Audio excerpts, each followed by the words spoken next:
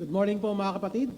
Tayo po ngayon ay dumako sa ating pong panambahan. At bago tayo tumuloy sa ating pong panambahan, mayroon pong mga ilang announcement. So paalala pong muli sa ating mga kapatid na pag meron po kayong nararamdaman, ubo, sipon, ay pag kayo po nakaschedule para po sa face-to-face worship, ay maaari niyo pong ipagpaliban.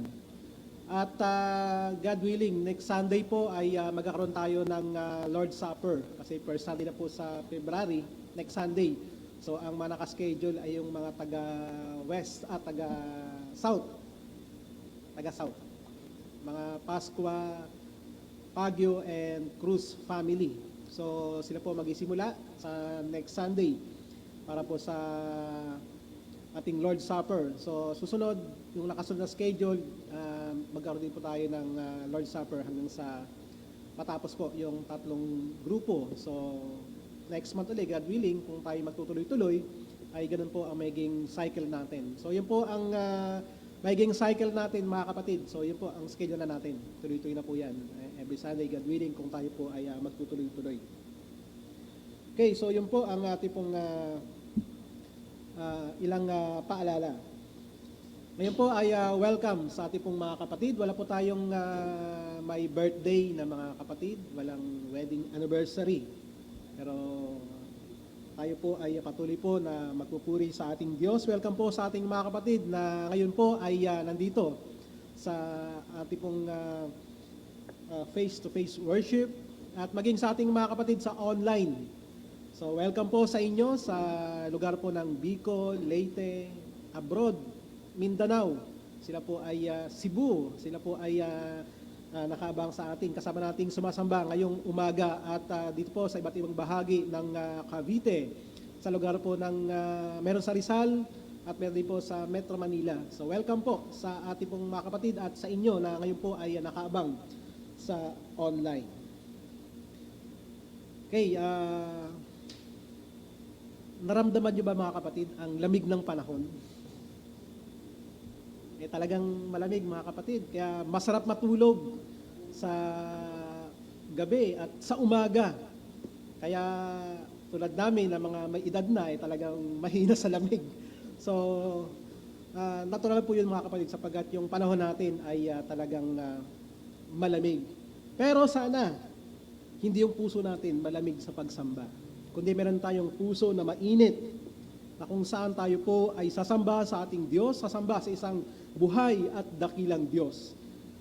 Ngayon po ating pong damhin ang pahayag ng salmista tungkol po sa salita ng Diyos sa aklat po ng Salmo 119 verse 89 to 96, kung saan kanya pong ipinahayag ang kanyang pagpapahayag tungkol po sa salita ng Diyos. Psalms 119 verse 89. Ang sabi po sa 89, magpakailanman, O Panginoon, ang iyong salita ay natatag sa langit.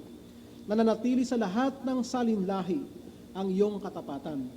Iyong itinatag ang lupa at ito'y nananatiling matibay. Sila'y nananatili sa araw na ito ayon sa itinakda mo, sapagkat lahat ng bagay ay mga lingkod mo. Kung ang kautusan mo'y hindi ko naging katuwaan, namatay na sana ako sa aking kalungkutan. Hindi ko kailanman kalilimutan ang mga tuntunin mo, sapagkat sa pamamagitan ng mga iyon ay binigyan mo ako ng buhay. Ako'y iyo, iligtas mo ako sapagkat aking hinanap ang mga tuntunin mo. Ang masamay nag-aabang upang patayin ako, ngunit aking kinikilala ang iyong mga patotoo. Aking nakita ang hangganan ng lahat ng kasakdalan, ngunit ang utos mo'y totoong malawak. Nakita po natin na ang pagpapahayag po ng salmista sa katatagan ng Diyos at maging ng kanyang salita, sapagkat sa kanyang katapatan ay nananatili sa lahat ng henerasyon ng mga tao. At dito po sa verse 90, makita po natin na sa pamamagitan ng salita ng Diyos ay natatag ang buong sanlibutan. Hindi lang natatag, kundi ito po ay nag-i-exist maging sa panahon ngayon. Kaya sabi ng salmista, naging kaaliwan niya ang salita ng Diyos sa panahon kung saan siya po ay nalulungkot. Kaya naman, ang sabi niya, hindi niya kalilimutan ang salita ng Diyos. At ito rin ang ating naging karanasan sa nakalipas na buwan, nakaaraw, buwan, taon. Marami tayong mga kalungkutan, marami tayong mga kabigatan sa ating buhay. Ngunit alam natin na ang salita ng Diyos ang siyang nagpapatatag sa atin, ang kanyang mga salita ang nagbibigay ng buhay sa atin. Tulad po ng salmista, ay huwag po nating kalimutan ang kanyang mga salita sa araw na ito. Tayo po'y umawit, tayo sumamba sa ating Diyos, ating pong awitin, Our God, our help in ages past.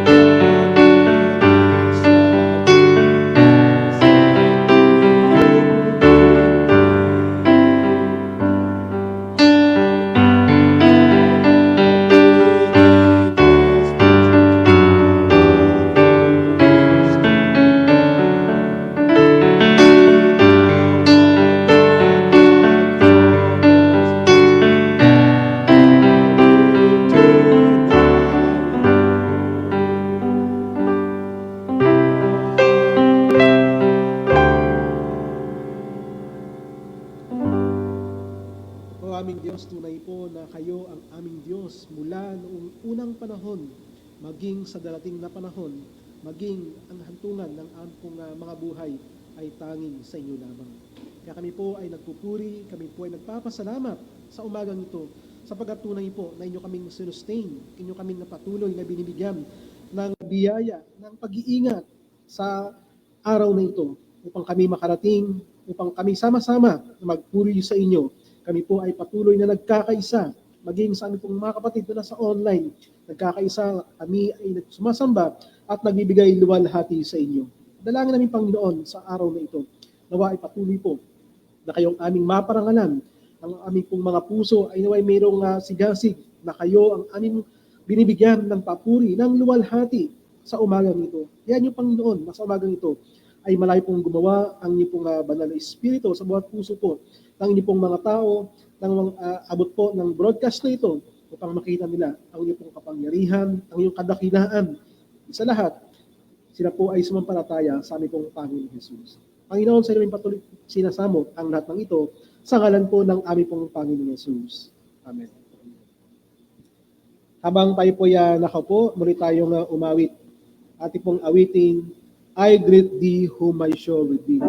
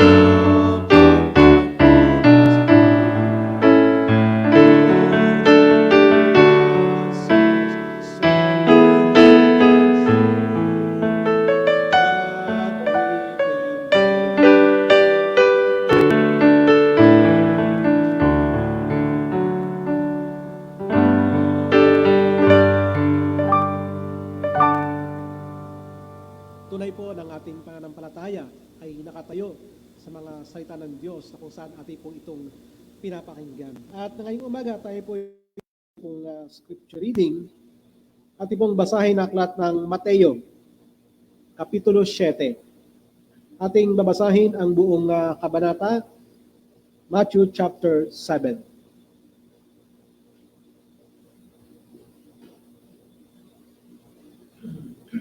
Verse 1. Huwag humatol upang hindi kayo mahatulan, sapagkat sa hatol na inyong ihahatol ay hatulan kayo, at sa panukat na inyong isusukat ay susukatin kayo. Bakit mo nakikita ang puwing na nasa mata ng iyong kapatid, ngunit hindi mo pinapansin ang troso na sa iyong sariling mata? O paano mong nasasabi sa iyong kapatid, hayaan mong alisin ko ang puwing sa iyong mata, samantalang mayroong troso sa iyong sariling mata? Ikaw na mapagkunwari, alisin mo muna ang troso sa iyong sariling mata, at nang magkagayon, makakakita ka ng malinaw upang maalis mo ang puwing sa mata ng iyong kapatid. Huwag ninyong ibigay sa mga aso ang mga banal na bagay, at huwag kayong magtapon ng inyong mga perlas sa harap ng mga baboy. Baka yurakan nila ang mga ito ng kanilang mga paa at pagbaringan kayo at lapain. Humingi kayo at kayo ay bibigyan. Humanap kayo at kayo ay makakatagpo. Tumuktok kayo at kayo ay pagbubuksan, sapagkat ang bawat humihingi ay tumatanggap at ang humahanap ay nakakatagpo at ang tumutuktok ay pinagbubuksan. Mayroon bang tao sa inyo na kung humingi ng tinapay sa kanya ang kanyang anak, ay bato ang ibibigay? O kung humingi siya ng isda, ay bibigyan niya ito ng ahas? Kung kayo nga na masasama ay marunong magbigay ng mabubuting kaloob sa inyong mga anak, gaano pa kaya ang inyong Ama na nasa langit ang magbigay ng mabubuting bagay sa mga humingi sa Kanya? Kaya, anumang bagay na ibig ninyong gawin sa inyo ng mga tao, gayon ang gawin ninyo sa kanila, sapagkat ito ang kautusan at ang mga propeta. Pumasok kayo sa makipot na pintuan, sapagkat maluwang ang pintuan at malapad ang daang patungo sa kapahamakan, at marami ang pumapasok doon. Sapagkat makipot ang pintuan at masikip ang daang patungo sa buhay, at kakaunti ang nakakatagpo niyon. Mag-ingat kayo sa mga bulaang propeta na lumalapit sa inyo na may damit tupa, ngunit sa loob ay mga ganid na asong gubat. Makikilala ninyo sila sa kanilang mga bunga. Nakakapitas ba ng mga ubas sa mga tinikan o ng mga igos sa mga dawagan? Gayon din naman, ang bawat mabuting puno ay mabuti ang bunga, ngunit ang masamang puno ay masama ang bunga. Hindi maaaring mamunga ng masama ang mabuting puno at mamunga ng mabuti ang masamang puno. Bawat puno na hindi mabuti ang bunga ay pinuputol at itinatapon sa apoy. Kaya't makikilala ninyo sila sa kanilang mga bunga.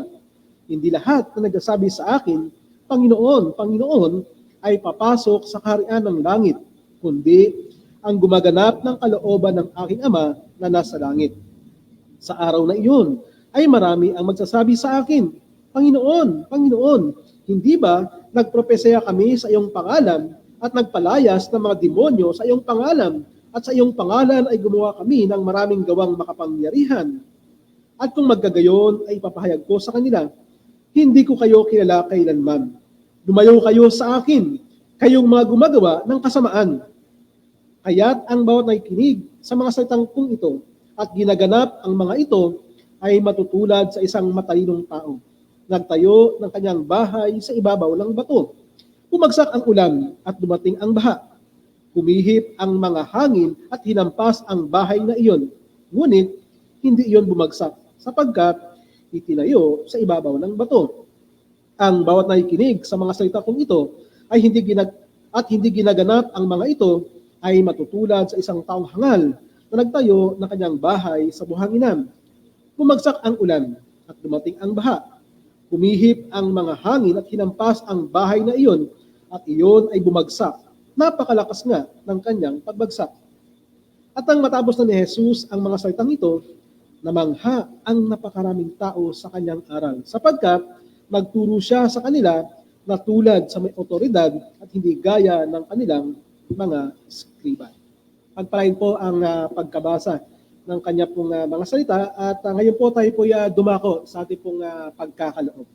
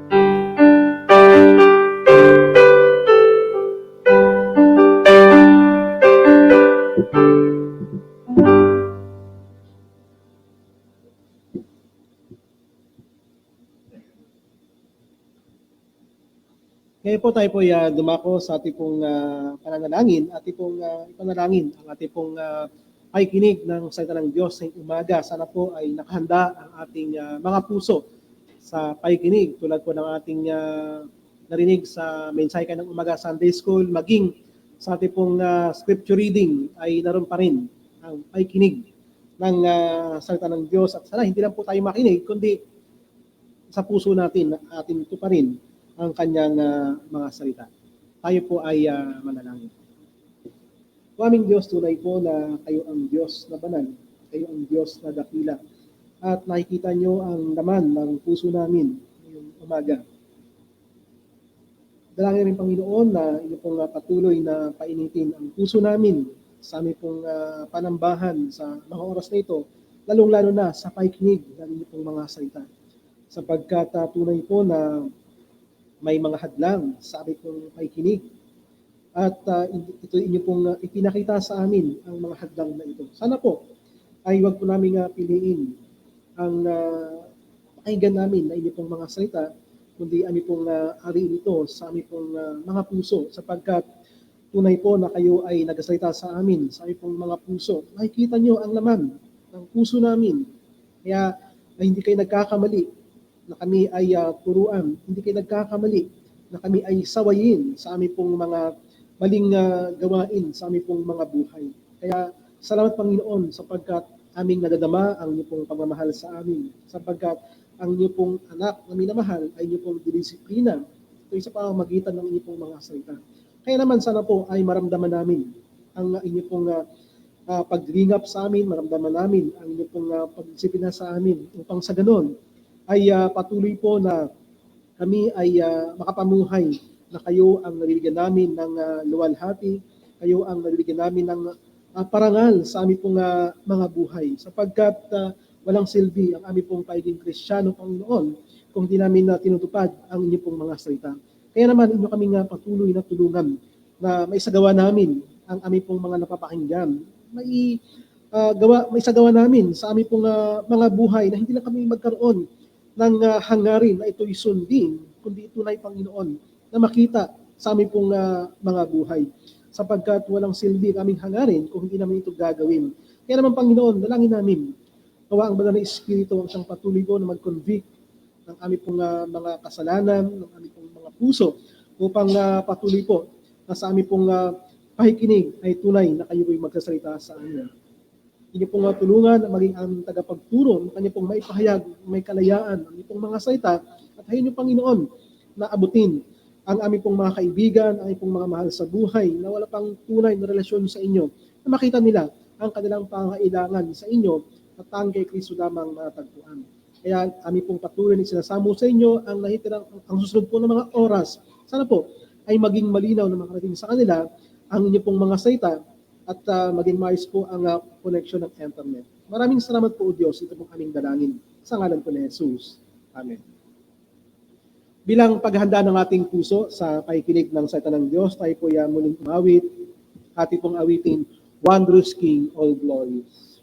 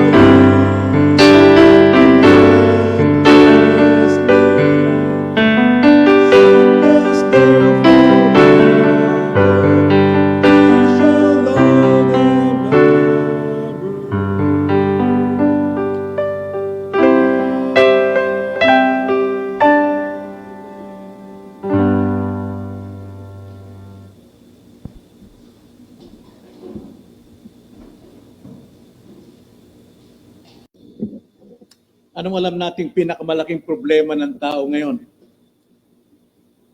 Number one, sagot dyan, pera. Pera ang malaking problema dahil kung wala kang problema, hindi ka maaaring maging masaya. Hindi ka masisiyahan sa buhay kung walang pera. Pero alam natin, sa katotohanan, ang pinakamalaking problema ay kasalanan. Sapagkat ang kasalanan, ito ay magdadala sa atin sa tiyak na kapahamakan. Pero pag-usapan natin ngayon ang kasagutan ng marami na ang pinakamalaking problema ay kayamanan. Kaya muli, ating basahin ang muling pagmasid ng mga ngaral tungkol sa kayamanan. At marahil ito na yung huli niyang pagmasid pagdating po sa kayamanan. At ito ibuksan natin sa Ecclesiastes chapter 1,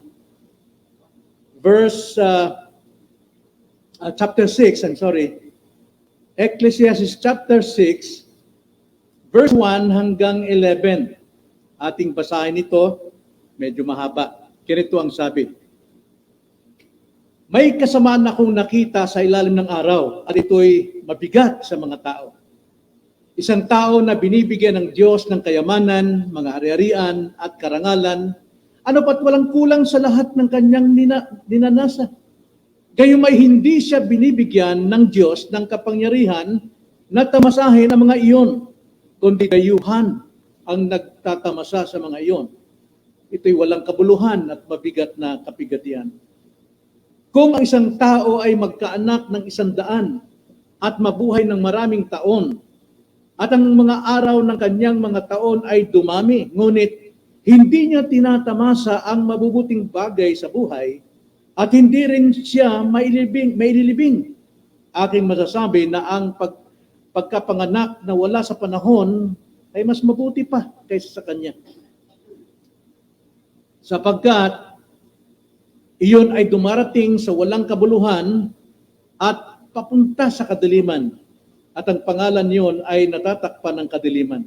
Bukod dito, hindi nito nakita ang araw o nakilala man. Gayunmay nakatagpo ito ng kapahingahan na di gaya niya.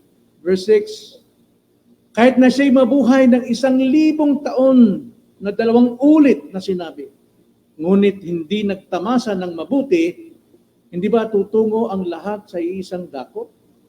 Lahat ng pagpapagod ng tao ay para sa kanyang bibig, gayumay hindi nasisiyahan ang kanyang panlasa.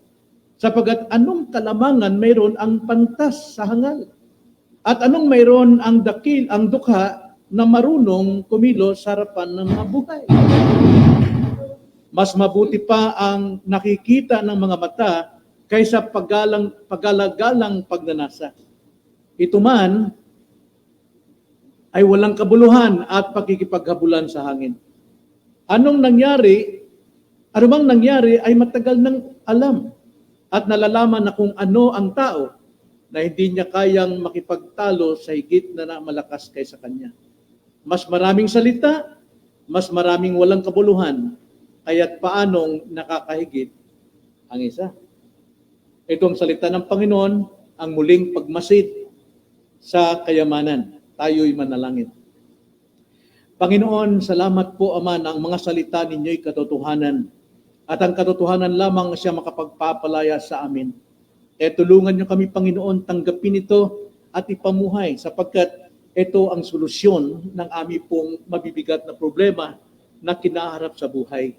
Tulungan niyo kaming maunawaan ito sa tulong po ng Banal na Espiritu sapagkat ang salita ninyo'y espiritual at maunawaan lamang sa paraang espiritual. Kaya Lord, aming hinihingi ang iyo pong biyaya. Pagpalain niyo kami ng linaw ng pangunawa ng inyong salita.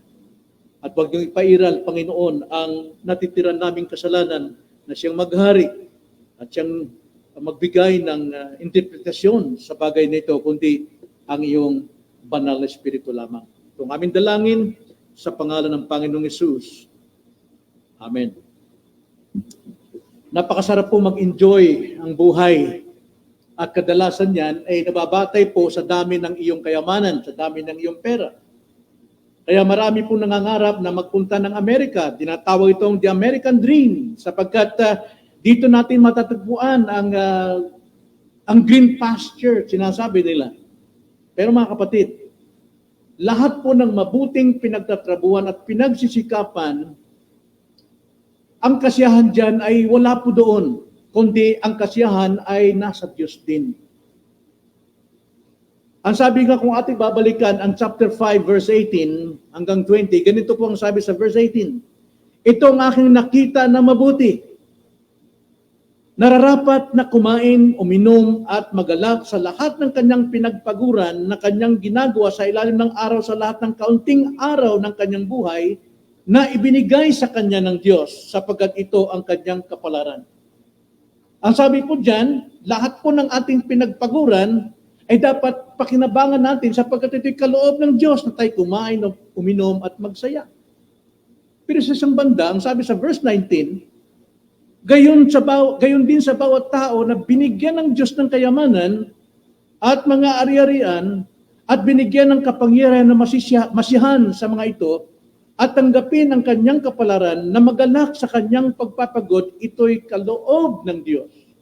Sapagkat hindi na niya gaanong maalala ang mga araw ng kanyang buhay sapagkat ginagawa siyang abala ng Diyos sa kagalakan ng kanyang puso. Ano pong pinapakita rito? Maliban po ang Diyos na siyang magbigay sa atin ng totoong kasiyahan at kaligayahan doon sa ating pinagpaguran, mga kapatid, limot natin ang kabalahan at ang hirap ng buhay. Totoong kagalakan. Kaya magkaroon man tayo ng kayamanan, ngunit wala pong kaloob ang Diyos na kasiyahan sa ating puso, lahat po yan pagpapagod at paghahabol lamang sa angin. Kaya salungat po ito sa mga pangarap na halos, masabi natin, ang daming gusto magpunta sa ibang bansa para makamit ang pangarap at magkaroon ng kaligayahan. Pero ang kaligayahan, kasiyahan, kaloob ng Diyos sa tao. Kaloob. Kaya nga ang tao nagkukumahog. Tulad ng kabayo na hinahabol ang karot sa kanyang unahan at ang paniwala ng kabayo, konti na lang. Maaabot ko na. Pero ang totoo niyan, pakikipaghabulan sa hangin. Pero anong silbi ng pagsisikap? Pagpapagod. Well, ayon po sa biyaya ng Diyos, ang ating pong pagsisikap, ang ating pagkukumahog, ito'y daluyan lamang para maibigay ng Diyos ang kanyang mabuti at ganap na kaloob. God is sovereign but we are responsible. Gawin natin ang ating dapat gawin. Pero huwag tayong maghabol na yun ang ating pag-asa, kundi habulin natin na tayo pagkalooban ng Diyos ng kakontentuhan sapagkat walang silbi ang ating pinagpaguran. Lahat po ng bagay na mabuti, alam nating ito'y mula sa Diyos. Higit ang kasiyahan. Kaya muli, ito, pinapakita ni Solomon, alam natin si Solomon ang pinakamayaman sa lahat ng tao sa buong daigdig. Pero ang kanyang konklusyon, wala po itong kabuluhan sa ilalim ng araw. Ay huwag natin ilagay ang ating puso sa kayamanan, kundi ang puso natin ay sa Diyos. Kaya tingnan natin ang mga obserbasyon muli ng mga ngaral o ng observer or mga collectors of sentences, walang iba kundi Solomon. Mayroon po tayong 5 observation na kailangan nating tignan ngayong umaga. Unang pagmamasid, ang kayamanan ay hindi po batayan ng kakontentuhan ng buhay.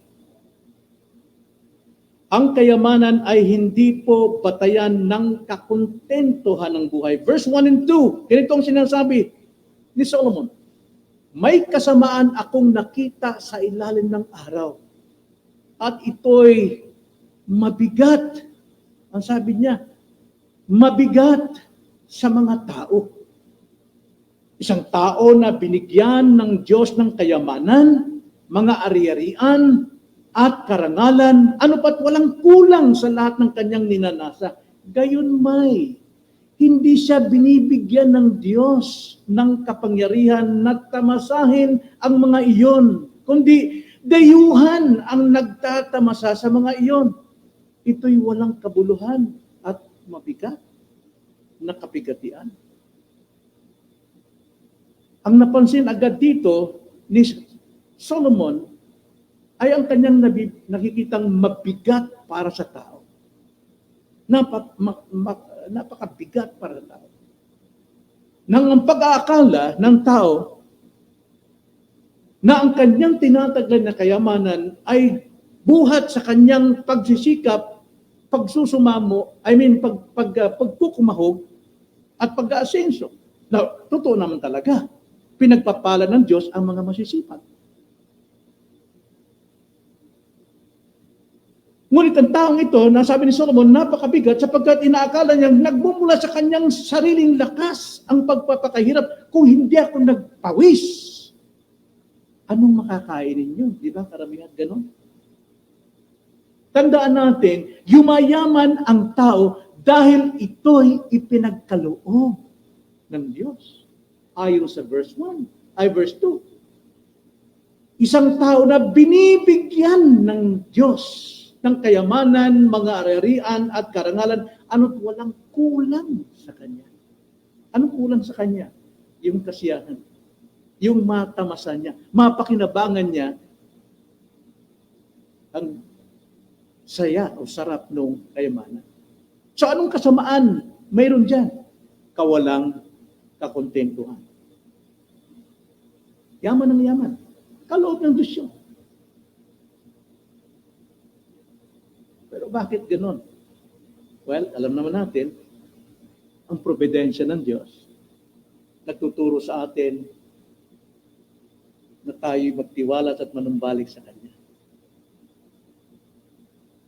Kalain mo, may taong ganap na pinagpala ng Diyos at tayo naman ay inggit na inggit sa kanila. Walang kulang sa kayamanan, walang kulang sa ari-arian, lahat taglay niya. Maging sa karangalan, bantog na bantog siya. Walang kulang. Itong minanasan ng lahat ng tao. Ang pinakamasama dyan, hindi siya binigyan ng kapangyarihan ng Diyos para mag-enjoy. Hindi siya binigyan. Sa ating teksto, ang sabi dyan, gayon may hindi siya binibigyan ng Diyos ng kapangyarihan na tamasahin ang mga iyon. Ibig sabihin, hindi mananatili sa kanyang habang panahon, taglay niya ang kayamanang iyon. So anong silbi ng paghihirap mo? Kung hindi naman pala mapupunta sa iyo lahat, hindi mo tatamasahin ito.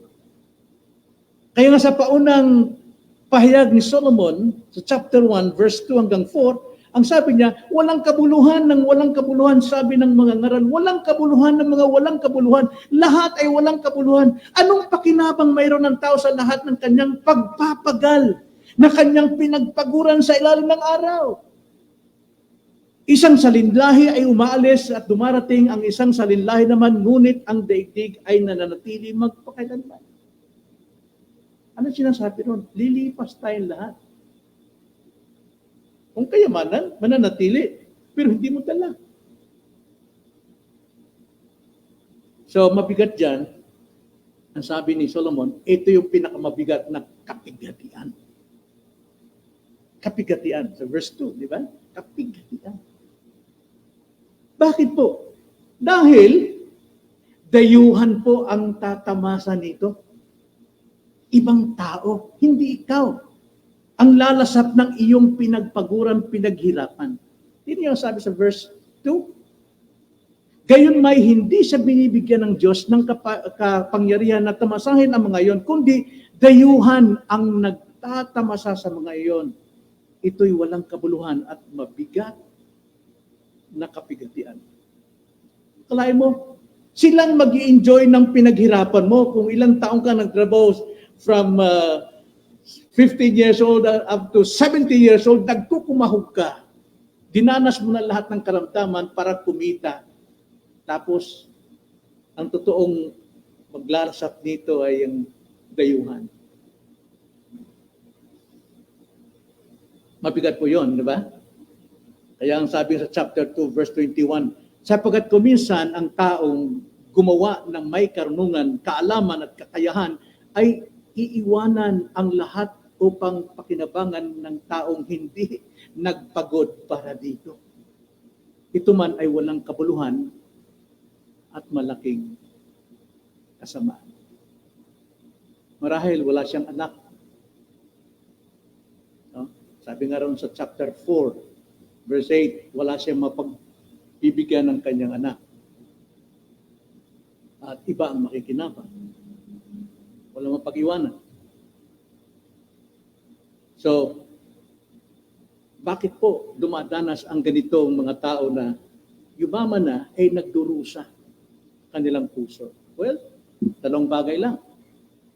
Marahil ginawa ng Diyos providensya upang manumbalik sa Panginoon ang kanyang totoong kasiyahan o di kaya naman hatol sa kanya dahil sa kanyang katigasan. So hindi po lahat ng kayamanan na tinatamasa ay pagpapala, gawa ng Diyos na ikay pagpalain bilang hatol sa iyo.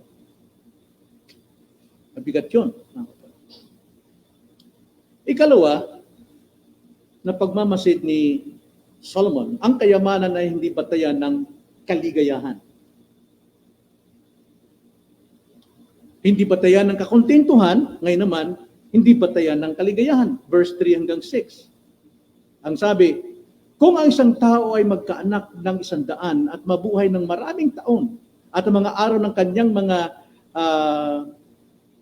kanyang mga taon ay dumami, ngunit hindi niya tinamasa ang mabubuting bagay sa buhay, at hindi rin siya maililibing, aking masasabi na ang pagkapanganak na wala sa panahon ay mas mabuti pa kaysa kanya. Ano ibig sabihin nun? Yung nalaglag sa sinapupunan o na-abort. Verse 4, sapagkat yun ay dumarating sa walang kabuluhan at papunta sa kadiliman, at ang pangalan yun ay natatakpan ng kadiliman. Bukod dito, hindi nito nakita ang araw o nakilala man, gayon may nakatagpo ito ng kapahingan at di gaya niya. Kahit na siya'y mabuhay ng 1,000 taon, na 2 ulit na sinabi, ngunit hindi nagtamasa ng mabuti, hindi ba tutungo ang lahat sa isang dako? Ang sabi rito, mga kapatid, kahit siya'y magkaanak ng 100 at humaba ang kanyang buhay, ngunit kung hindi naman siya pinagkalooban ng kasiyahan, anong silbi niya? Na alam natin, nang magkaroon ng maraming anak sa panahon sa Israel, ito'y isang pagpapala.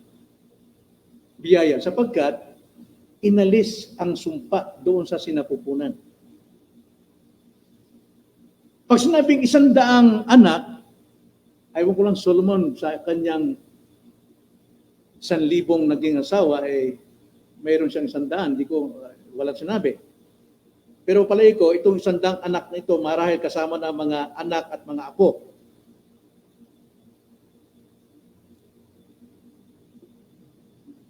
Maging sa ating panahon ngayon, ang magkaroon ng maraming anak, alam natin ito yung pagpapala. Maliban lamang kung iba ang pananaw. Kung titignan natin, biblically, napakapalad ng maraming anak. Sapagkat pinagkatiwalaan sila ng Diyos ng kanyang biyaya. Psalms 127, verse 3, ng anak ay kaloob ng Diyos para sa mga mag-asawa na kinalulugdan. Pero kung hindi naman nagagampanan ng katungkulan, ito'y problema. Pero ang sabi rito, na ang pagyaman, pagkaroon ng maraming anak, at pagkaroon ng mahabang buhay, hindi pa rin ito batayan ng kaligayahan. Ang sabi niya, dumarami ang araw at taon, pero hindi tinatamasa ang mga mabubuting bagay tungkol dun. Sa kayamanan, sa mahabang buhay, sa maraming anak. Bakit? Sapagkat kung titignan natin, mga anak, pagka mayaman po ang kanilang lolo at lola o mga magulang, karamihan sa mga anak, walang respeto. Hindi na nga siya nagtamasa ng kaligayahan o good things doon sa kanyang pinagpaguran, makikita niya dayuhan pa. Actually, hindi dayuhan, anak. Ang nagtatamasa nito, party doon, party rito, bisyo roon, drugs doon.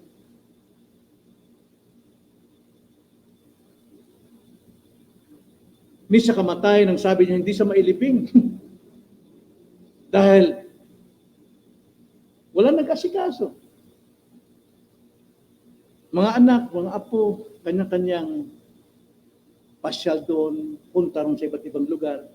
Kaya ang pagdurusa nitong taong ito na hindi nabigyan ng kasiyahan ng Diyos habang siya'y nabubuhay hanggang sa kanyang kamatayan. At alam natin yan.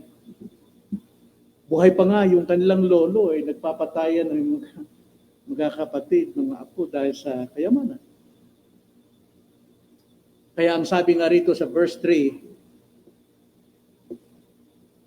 kung ang isang tao ay magkaanak ng 100 at mabuhay ng maraming taon at ang mga araw ng kanyang mga taon ay dumami, ngunit hindi niya tinatamasa ang mabuting bagay sa buhay at hindi rin siya maililibing, aking masasabi na ang pagkapanganak na wala sa panahon ay mas mabuti pa kaysa kanya.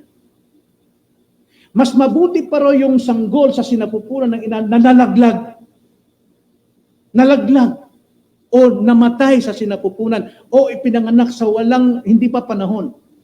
Maray kasama rito siguro abortion, pero hindi ko sinasabing mas mabuti ang abortion. Hindi po. Yun po ay kriminal. Pero kung nalaglag, alam natin na sa kamay ng Diyos ang lahat ng ito. Ang sabi dyan, mas maigi pa yung sanggol na yon na nalaglag sa sinapupunan kaysa sa isang mayaman, pinakamayaman, pero miserable ang kanyang buhay. Sapagkat yung sanggol na yon, na mula sa kadiliman ng kanyang sinapupunan, o sinapupunan ng kanyang ina, hinahatid siya sa kadiliman ng libingan, na hindi nga maalala ng tao kung anong pangalan, kung maliban sa ina at sa Panginoon, hindi nakaranas ng ganong klaseng buhay.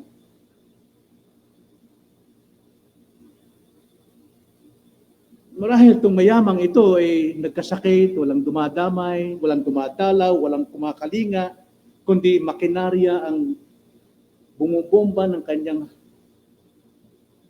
baga at nabalitaan niyang winawaldas ang pinagpaguran niya ng ilang taon ng kanyang mga apo, ibang dayuhan, magnanakaw, kinukuha doon sa kabangyaman, nakatingin lang siya, hindi niya makagalaw, mata lang, pero nakikita niya, nagkakatuwaan ang lahat, na hindi niya naranasan yung ligaya nung siya nabubuhay pa, kung siya malakas pa. Kaya ang sabi niya sa verse 3, mas maigi pa ang hindi pinanganak. Sanggol na hindi na ipapanganak ay hindi nakatikim ng liwanag ng araw. Mula roon sa dilim ng sinapupunan tungo sa dilim ng libingan. Ang sabi nga sa verse 4 hanggang 5, sapagkat yun ay dumarating sa walang kabuluhan at papunta sa kadiliman, at ang pangalan yun ay natatakpan ng kadiliman. Ang sabi diyan, yung batang yun hindi naman lang nakilala. Hindi ang kanyang pangalan, hindi man lang nabanggit, kundi natatakpan ng kadiliman. Wala na. Verse 5, bukod dito, hindi nito nakita ang araw o nakilala man. Gayumay nakatagpo ito ng kapahingahan na di gaya niya. Ang sabi, mas maigi para yung sanggol na namatay sa sinapupunan ay nakatagpo ng kapahingahan kaysa roon sa tao na dumanas ng mahabang buhay, napakaraming kayaman, pero pagdurusa, kapigatian ang kanyang nararamdaman, ay mas maigi pa yung sanggol na yon na hindi nakatikim ng liwanag ng araw, siya po'y nakapahinga na. Kaya nga, kumara sa akin, kung mayroon mang mga magulang na nakunan sa sinapupunan, may kalungkutan, pero higit na kalungkutan kung ito'y lumaki. Nakita mo, nangalagaan mo, at nakita mo hindi maganda ang tubo masakit yun. Pero kung nasa sinapupunan, tanggapin natin, kalooban ng Diyos. Marahil hindi ka karapat-dapat sa anak na yun. O maaaring yung batang yun, hindi karapat-dapat mabuhay sa mundo. Ang Diyos lang nakakaalam. Diyos lang nakakaalam lahat ng yan. Kapahingahan ng sanggol na yon ay hindi naranasan ng mga mayayaman na nagdurusa habang nabubuhay. Dumadami ang taon at araw. Miserabling buhay. Kaya sabi ni Solomon, walang kabuluhan kung wala pong kapahingahan. Alam natin, ang tukuyin ni Solomon, ang mga sanggol na ito, na hindi sinilang, ay ikinukumpara lamang niya ang kanyang buhay na walang kabuluhan. At doon sa mga taong hindi nakapag-enjoy ng kanilang kayamanan. Praktikal lang. Araw at gabi, naghihirap ka. Tapos hindi mo alam, iwawaldas na ng anak mo. Hindi nila pinaghirapan. Sila yung nagtatamasa. Hindi natin alam ang ginagawa ng Diyos sa mga sanggol na yan. Pero alam natin, nasa mabuting kamay ang kanilang buhay. Kaya sabi ni Solomon, kahit mabuhay man siya ng 1,000 taon, dublihin pa. Na wala na, alam natin na si Methuselah lang ang mayroong pinakamahabang taon at buhay sa mundo, 969. Ano sabi ron, dublihin pa. Pero kung miserable naman ang magiging buhay mo, anong silbi niya? Kaya ang pag-asa rin natin, whatever we do, whether we do it or we eat or drink, do all for the glory of God. Kailangan ang Diyos talaga ang maluwalhati sapagkat ang Diyos rin ang bibigay sa atin ng kasiyahan. Siya lamang. Anong silbi nung pawang kaguluhan ng ating nararanasan? Kaya sagditan natin pag-usapan ng mga retarded. Yung mga special child. Nakagawa sila ng di tama. Tayo nga, tama ang isip, gumagawa tayo ng mali. At sinasabi ng mga tao, kawawa naman yung tao yan. Hindi niya naranasan yung sarap ng buhay. Alam niyo ba? Ayaw kong ituro itong ating kasama rito. Pero alam niyo ba? Na mas mapalad sila sapagkat kontento sila at nasisihan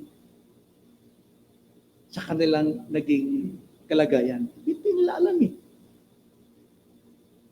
Alay mo, alas 6 pa lang nandito na. Naghihintay sa gate. Para bang nakita ko si David na sabi niya, mas magbuting nasa bantay pinto ng bahay kaysa naroon sa bulwagan ng kasamaan.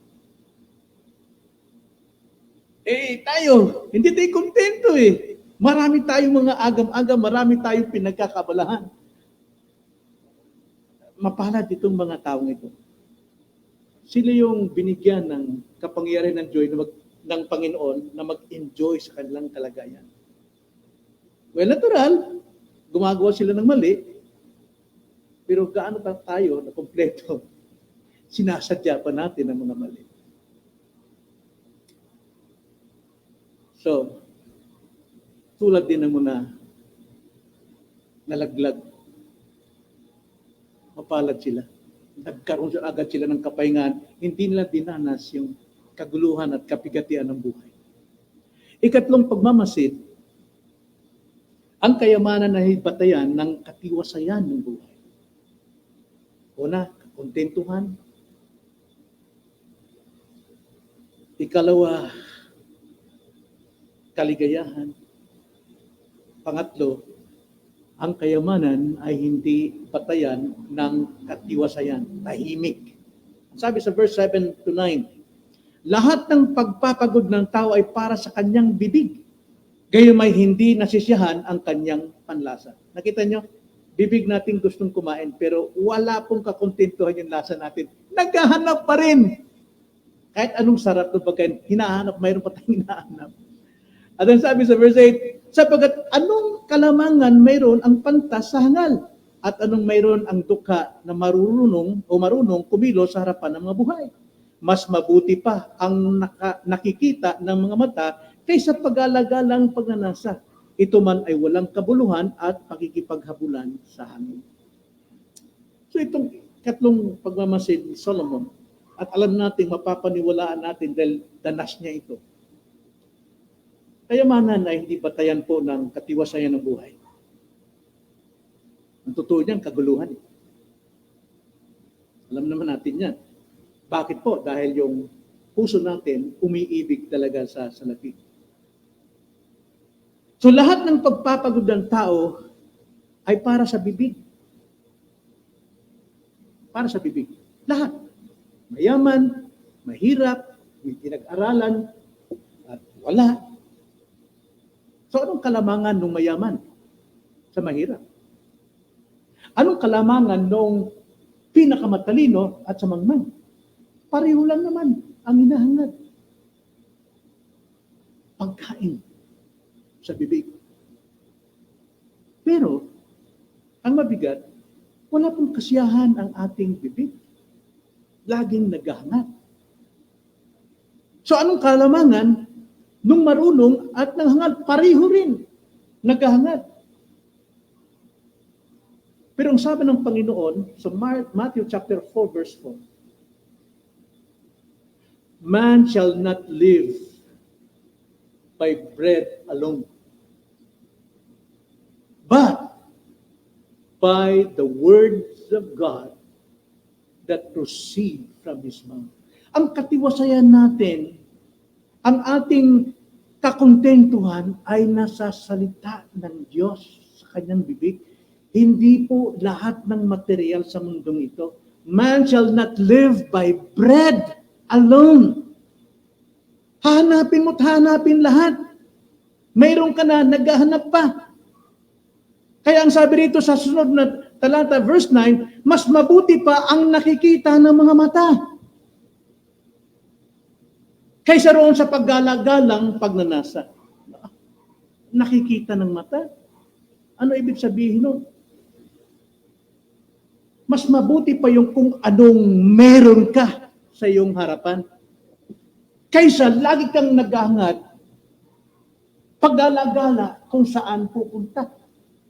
Napunta natin ang turo ni San Pablo sa 1 Timothy chapter 6, verse 8. Ang sabi ni Paul, ngunit kung tayo may pagkain at damit, masyahan na tayo sa mga ito. Ang tinuturo dyan, mas maigi yung nakikita natin, nandyan na. Diyan na tayo makontento, diyan tayo matiwasay. Kaysa naman, doon sa pag-alagalang walang kakontentuhang buhay.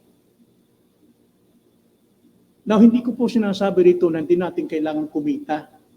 Hindi natin kailangan ng pera. Kailangan natin.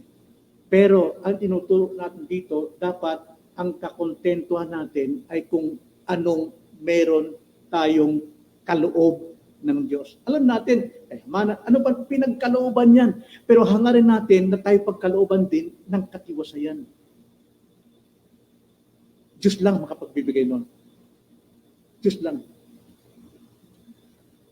Pag sinabi pong pag-alagala na hangarin, well, siguro mas maganda si Pablo kung mag-explain ito doon sa susunod na verse. 1 Timothy chapter 6, verse 9 hanggang 10.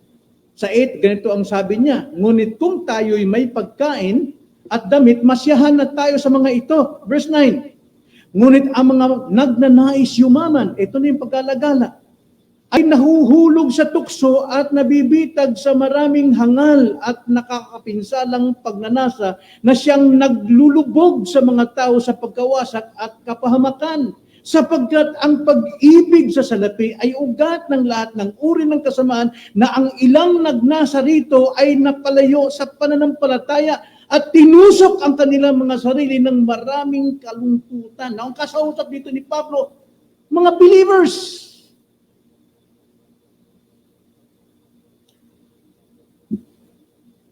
pag-aralan nating masiyahan kung ano yung nakikita natin. Kaysa yung hindi pa natin nakikita. Sabi nga ng Panginoon sa Matthew chapter 6, verse 34, huwag niyong alalahanin ng bukas. Hayaan niyo ang bukas, problema sa kanyang sarili. Sapat na ang nakikita nating problema sa kasalukuyan. Sapagkat kahit mapuno man ang katawan ng tao ng kayamanan, pero hindi niya mapupuno ang kasiyahan ng kaluluwa. Tanging Diyos lang ang makapagbibigay. So, pinakamabuti sa lahat, as Christian, mamuhay tayo sa biyaya ng Diyos. Balikan natin ang ating teksto, 1 Timothy chapter 6, verse 6, simula tayo sa verse 6 hanggang 8. Ganito ang sabi. Subalit ang kabanalan na may kasiyahan ay malaking pakinabang.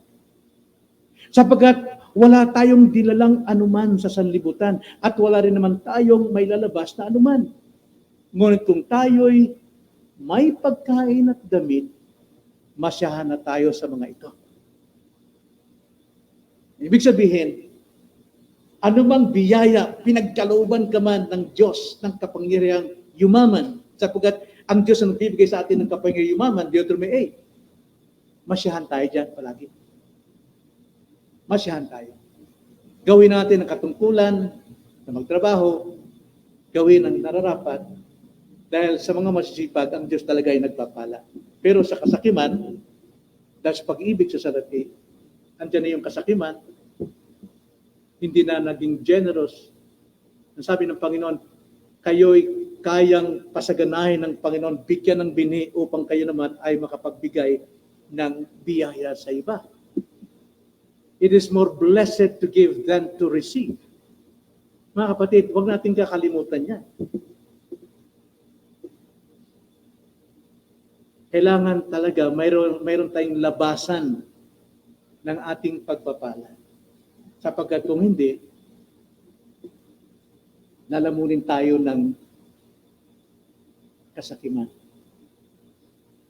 Tignan nyo lang yung palayan na sa Baguio, di ba, agtas ng gano'n. Doon sa unahan, may bukal. At ang bukal na yon para sa lahat. Pag napuno na yung isang baitang ng palayan, tatawid yun sa kabila. Ngayon, para makinabang ang lahat, dapat bukas yung unang plat. Open. Meron siyang kanal na binibigay. Pero kung sasarahan niya yan, siya lang ang mapuno ng tubig at lahat ng mga nandoon na tuyo, tigang, hindi makapagtanim. Pero malaking panghinayang, yung nagtanim na puno ng tubig sapagkat mabubulok lahat ng kanyang pananim. Ganun po ang buhay ng isang taong greed. Wala pong pakinabang. Walang katiwasayan. Pangapat, na pagmamasid, ang kayamanan ay hindi batayan ng kapangyarihan o kalamangan ng buhay. Verse 10 to 11. Ano mang nangyari ay matagal nang alam at nalalaman na kung ano ang tao na hindi niya kayang makipagtalo higit na malakas kaysa kanya. Mas maraming salita, mas maraming walang kabuluhan. Kaya paanong nakakahigit ang isa? Dapat nating itanim sa ating isipan ang katotohanan ito. Sa verse 10. Anumang nangyayari, dapat nating alamin, ito'y alam na. Ito'y nasabi na doon sa chapter 3. Doon po sa cycle of life under the sun. Verse 1 to 4. Sa bawat bagay ay may kapanahunan at panahon sa bawat bagay sa silong ng langit panahon upang isilang at panahon upang mamatay, panahon ng pagtatanim at panahon upang bunutin ang tinanim, panahon ng pagpatay, panahon ng pagpapagaling, panahon ng pag-iba, panahon ng pagtatayo, panahon ng pag-iyak at panahon ng pagtawa, panahon ng pagtatangis at panahon ng pagsayaw. Ano ibig sabihin yan? Ano mang nangyari sa atin ngayon kasalukuyan, dapat nating matutunan, lahat yan ay alam na natin kung anong kahinatnan. Lahat po ng cycle natin, ang Diyos po ang nagbibigay sa atin. Hindi po ang Diyos nangangailangan sa atin. Tayo po ang nangangailangan sa Diyos. Dapat nating alamin yan. Lahat ng kapanahunan. Yan ang dapat nating itanim sa isipan ng tao na lahat na nangyari at mangyari sa ating panahon, hindi na luma yan. Lahat yan ay nasa providensya ng Diyos. Kaya higit na dapat tayong mga ilangan sa Diyos. Hindi ang Diyos nangangailangan sa atin. Continue yan. Kaya tingnan ang sabi sa Acts 17, ang sabi ni Pablo, verse 24 to 26, sa mga taong mahilig sa debate sa time na yun, meron silang tinayong altar na unknown God at ipinakilala niya kung sino ang Diyos na ito. Ang sabi sa 24, ang Diyos na gumawa ng sanlibutan at ng lahat ng mga bagay na naririto, siya na Panginoon ng langit at ng lupa ay hindi tumitira sa mga templong ginawa ng tao. Ni hindi rin naman siya pinaglilingkuran ng mga kamay ng tao na para bang mayroon siyang kailangan. Yamang siya ang nagbibigay ng lahat sa lahat ng tao ng buhay at ng hininga at ng lahat ng bagay na ito. Nilikha niya mula sa isa ang bawat bansa ng mga tao upang manirahan sa ibabaw ng buong lupa. Itinakda niya ang mga panahon at mga hangganan ng kanilang titirhan. So ang lesson natin dito, anuman ang ating kalagayan sa buhay na ito, anumang kahinatnan natin, lalo na kung tayo po'y pinagpapala, walang kasiyahan, alam natin, lahat yan ay lilipas. Dapat mayroon tayong leksyon. Hindi ito bago sa atin. Anuman ang naisin ng Panginoon sa buhay natin, mayroon siyang kapangyarihan. Ang kailangan lamang natin, tumingin tayo sa Diyos, na siyang pinagmumulan ng lahat ng ating tinataglay. Ang Diyos po ay magpapalayok. Siya yung gumagawa ng palayok kung saan tayo o anong klaseng palayok ang gagawin niya, ito ba sa basurahan o para sa karangalan. Siya ang namamahala. At kung tayo man ay nasa gitna ng kahirapan at pagdurusa, mga kapatid, huwag tayong lumaban sa Kanya. Alam natin, hindi tayo pwedeng sumagot sa Kanya. Wala tayong karapatan na magsabi, bakit mo ko ginawa ng ganito, Panginoon? Ang ibig sabihin dyan, mga kapatid, ipinapakita rito sa obserbasyon ni Haring Solomon na ang kapangyarihan natin taglay, hindi natin pwedeng ilaban sa kapangyarihan ng Diyos. Hindi natin pwedeng gawin ang lahat natin gustong gawin na itinakda ng Panginoon. Kaya dapat tayo ay nagpapasakop sa Kanya sa lahat ng kalagayan ng buhay. Jeremiah 18:6 ang sabi, O sambahayan ng Israel, hindi ko ba magagawa sa inyo ang gaya ng ginawa ng magpapalayok na ito? Sabi ng Panginoon. Gaya ng putik sa kamay na magpapalayok, gayon kayo sa kamay ko, o sambayang Israel. Isaiah 45 verse 9, kabag-habag siya na makikipagpunyagi sa may lalang sa kanya. Isang luwad na sisidlan sa isang magpapalayok. Sinasabi ba ng luwad na nagbibigay anyo sa kanya, anong ginagawa mo? O anong iyong gawa ay walang kamay, mga kamay. Ang sabi ni Pablo doon sa mga nagrereklamo tungkol sa kapangyarihan ng Diyos, yung kanyang itinakda sa kanyang providensya pagdating po sa kaligtasan. Romans chapter 9, verse 20 to 21. Ngunit sino ka, o tao, na makikipagtalo sa Diyos? Sasabihin ba ng bagay na hinubog doon sa humubog sa Kanya, bakit mo ako ginawang ganito? O wala bang karapatan ang magpapalayok sa luwad upang gumawa mula sa isang limpak ng isang sisidlan para sa marangal na gamit at siya ang isa'y para sa pangkariwang gamit? Ano pong tinuturo dito sa atin, mga kapatid? Yung ating pong kalagayan sa buhay na ito, nasa kamay po ng Diyos. Dapat natin kilalanin ano yung pagkakaiba natin sa Diyos at tayo. Siyang ating creator. Tayo ang kanyang creation. Mga creature lang lamang tayo. Maaring tayo na yung pinakamarunong at kaya nating imaniobra ang ating buhay, huwag tayo magtiwala dyan. Sapagkat sinasabi sa Jeremiah 17:9, ang puso ay mandaraya at pinakamasama sa lahat ng bagay. Hindi ikaw mamaniobra ng buhay mo. Lahat po na nangyari sa atin, nangyari na po sa lahat sa nauna yan. Alam natin yan. Tayo po'y binigyan ng Diyos ng isipan. At ang isipang ito, mula sa kanyang larawan. Genesis chapter 2, hiningahan tayo ng hininga ng buhay mula sa Diyos. At dahil tayo may buhay, kapit dyan ng kaisipan. Dapat sa Diyos. Pero marami pong nakikipagtalo sa buhay, lalo pagka mabigat ang sitwasyon. Bakit ganito, Lord? Ay isang halimbawa na lamang sa isang taong nakipagtalo sa Diyos. Dahil alam niyang siya isang taong mabuti, siya pinagpala, marami siyang anak, pero dinanas niya ang pinakamatinding pagsubok sa buhay. Kinukusto niya ang Diyos, mabuti pa hindi ako sinilang. Sa buhay na ito, kung daranasin ko lang din ang buhay na ito. Alam niyo sagot ng Panginoon sa kanya? Job chapter 38 verse 4 to 7.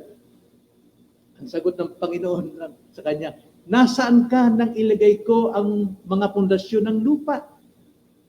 Sabihin mo, kung mayroon kang pangunawa. Sinong nagpasya ng mga sukat niyon? Tiyak na alam mo. O sinong nag-unat ng panukat sa ibabaw nito?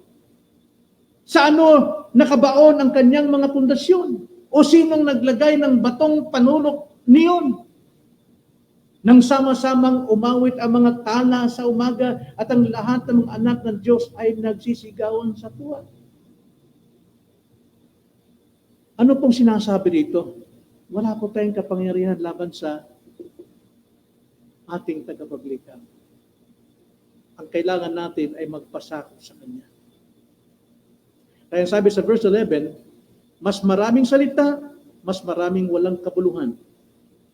Kaya't paanong nakakahigit ang isa? Ibig sabihin, manahimik ka, magtiwala ka, umasa ka sa biyaya ng Panginoon. Sapagat kung marami tayong sinasabi, mas marami tayong mga salitang walang kabuluhan. Walang makakahigit sa ating Diyos.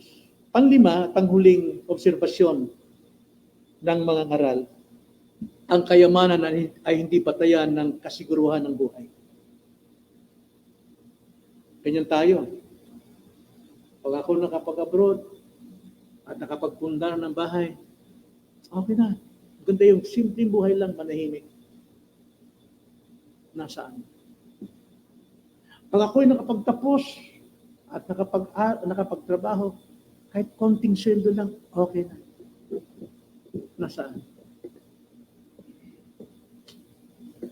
Hindi po kasiguruhan ang kayamanan. Wala sa kayamanan ng kasiguruhan. Ang kayamanan kailanman ay hindi mananatili sa iyo. Iba ang makikinabang. Tulad sa anino, sabi nga sa verse 12, sabagat sinong nakakaalam kung ano ang mabuti sa tao habang nabubuhay, siya ng ilang araw sa kanyang walang kabulong buhay, na kanyang ginugugol na gaya ng anino. Sapagat sinong makapagsasabi sa tao kung ano ang mangyayari pagkamatay niya sa lalang ng araw. Tulad sa anino, ang buhay natin sa ilalim ng araw. Okay, magandang buhay natin ngayon, sasaya tayo. Pero tandaan natin, mayroong takip silim. May katapusan ng liwanag. At yung anino mo sa araw na ito, matingkad, buo, maganda, natutuwa ka sa lahat, pero pagdating ng takip silim, mawawala ang anino mo. kakainin ka ng dilim. Ganyan ang buhay. So, sinong makapagsasabi kung ano mangyari doon? Pag ikaw nasa dilim na, mapabalikan mo pa yung liwanag na yun? Wala na, mga kapatid. Walang yaman magdadala ng kasiguruhan ng hantungan. Kayamanan ay hindi makapagtuturo sa atin sa direksyon ng ating destiny, ng ating kaligtasan. Ang kayamanan ay hindi yan bukal ng ating pananampalataya o saving faith, kundi ang kayamanan kadalasan ito yung bukal ng pagkaligaw. For the love of money is the root of all evil. Yan po ang sinasabi na katotohanan. Ang love of money, marami pong natutuhog ang kanilang kaluluwa sa mabibigat na kalungkutan. Tanging Diyos na lumikha sa tao ang nakakaalam kung ano ang mabuti para sa tao. Siya lamang na eternal God ang makapagsasabi kung ano ang magiging kinabukasan natin sa pamamagitan ng kanyang salita. Pero alam natin, pwede tayo mag-impok ng kayamanan dito sa lupa, pero ang hangar natin, makapag-impok tayo ng kayamanan sa langit. Gamitin natin ang panlupang salapi para sa panlangit na kapakinabangan. Hindi po tayo pinagbabawalan na kumita at mag-impok. Ngunit gamitin natin sa ikaluluwalhati ng ating Panginoon. So sa ating pong pagtatapos, mga kapatid, ano mga pahiwatig dito sa atin? Sa pagtatanong, halimbawa sa verse 12, dalawang tanong po kasi yan dyan eh. Sinong nakakaalam kung ano ang mabuti sa tao habang nabubuhay? Sa ilalim ng araw, sa kanyang walang kabuluhang buhay, na kanyang ginugol, na gaya ng anino. Ikalawa, sinong makapagsasabi sa tao kung ano ang mangyayari pagkamatay niya sa ilalim ng araw? Ang kasagutan, pagbaling sa Diyos. Diyos lang ang kasagutan natin. Ang Diyos, siya ang ating kayamanan. Wala ka mang material, pero taglay mong Diyos, ikaw ang pinakamayaman. Kaya maging maingat tayo sa pagsamba natin. Saan tayo sumasamba? Sa pera? O sa Diyos? At mag-ingat tayo sa paglapit sa Kanya. Makinig tayo kung anong ipinapahayag ng Diyos mula sa Kanyang salita. Binabasa man o pinapangaral, itong direksyon natin, itong liwanag na binibigay sa atin. Ito ang ilaw ng ating paa at liwanag ng ating landas. Pagbaling sa salita, ang pinakadakila at pinakamayaman sa lahat. Sino ang salita? Si Jesus Christ. John 1:1. In the beginning was the Word, and the Word was with God, and the Word was God. At ang sabi sa verse 14, that Word is Jesus Christ. Siya ang makakasagot sa ating mga katanungan sa buhay. Christ is the answer. Siya lamang ang ating kasiyahan. Siya ang ating kapayapaan. Kaya ang pagbaling natin sa Ecclesiastes na ito, sa huling pagmasid ni Solomon sa kayamanan, mga kasagutan, mga katanungan sa buhay ay hindi natin matatagpuan sa bagay sa sanlibutan. Ang kasagutan natin ay nasa Diyos lamang. Sa Diyos lamang. Kaya nga, sa Diyos tayo kumuha ng liwanag sapagkat ang Diyos nagbibigay sa atin ng buhay. Tayo manalangin. Opo, Panginoon, tunay na maging sa huling pagmasid ni Solomon sa kayamanan, pinakita niya rito, Panginoon, ang kayamanan ay hindi po patayan ng aming pong buhay sa mundong ito. Pero kailangan namin ng kayamanan. Alsin lamang namin sa aming puso ang pag-ibig sa kayamanan, kundi ang aming pong katiwasayan, kakontentuhan, kapangyarihan, at kagalakan, kaligayahan ay dapat maipako namin sa aming Diyos, sa inyo, kay Jesucristo, na siyang salita na nagpapaliwanag ng aming kinabukasan at kahantungan sa buhay. Maraming salamat po, Ama, sa katotohanan. Itong aming dalangin sa pangalan ng Panginoon Hesus.